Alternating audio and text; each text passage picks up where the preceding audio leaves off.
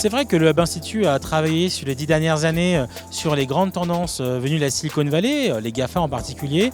Et je souhaitais vraiment réfléchir à l'impact des BATX, de tous ces grands acteurs chinois et de leur impact en gros sur l'économie.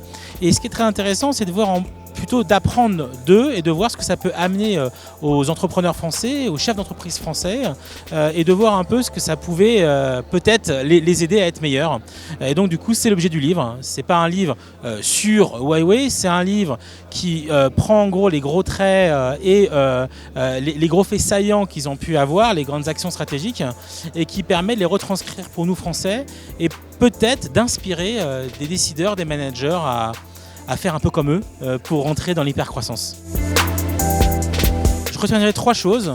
Vraiment, la première chose, c'est vraiment le focus client. Cette obsession d'être à l'écoute du client, de comprendre les clients et d'être dans cette logique de l'aider, de le soutenir, quelles que soient les situations. Et ça, je pense qu'on l'a vu rarement.